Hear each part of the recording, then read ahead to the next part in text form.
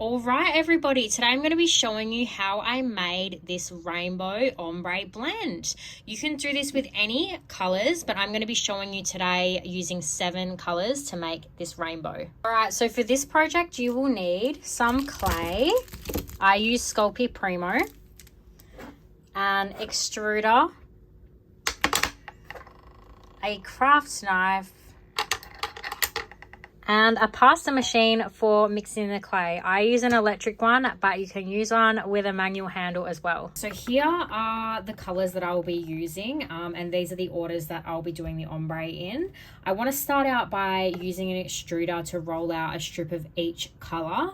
The reason why I use an extruder is because I'm using 7 colors, which is quite a lot of colors to put into one ombre piece, and I want to make sure each piece of each color is the same size. So one way to do that is to use an extruder. If you don't have an extruder, you don't have to do that. This is just the way that I like to do it. And when choosing the size for this, it really depends how wide you want your piece to be. I'm using quite a small one here because I don't want the piece to be too wide because I'm using it for something that is quite small. All right, so here are my strips of clay. As you can see on the ends, I've got 2 of each. So I've got 2 reds and 2 purples. The reason why I do this is because the last time I did this, the ends, as I was passing it through the pasta machine, the ends cracked. And those 2 colors on the end kind of got wasted away because they cracked.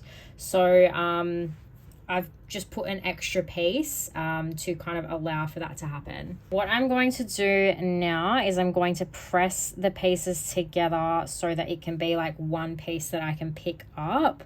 Just do it gently so you don't completely squish the clay and so it doesn't lose its shape.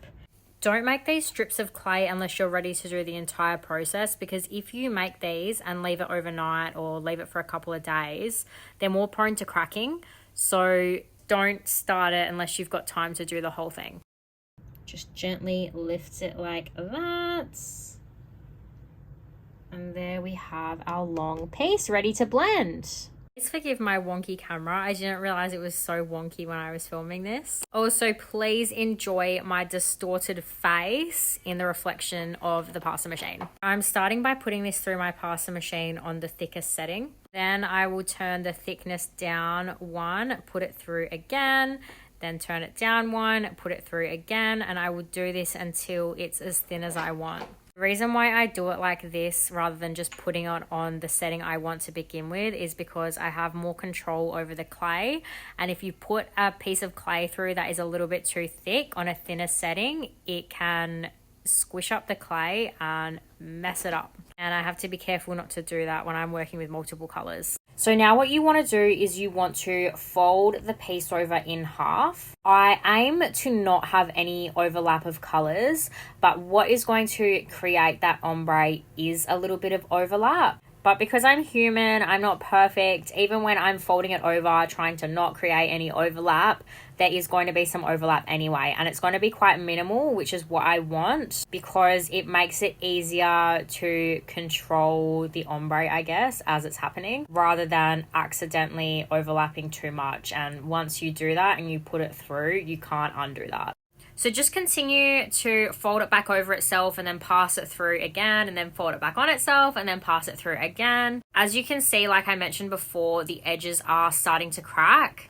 Sometimes it's hard to avoid. No matter how much I condition my clay, I will, get cracks on the side from time to time, which is why I allowed for it with that extra clay on the sides. Any extra pieces hanging off, like that little piece on the side, I will cut off. And as I just showed before, the top was sort of skewing off to the side, so I will cut the top off to straighten it out, as you can see there.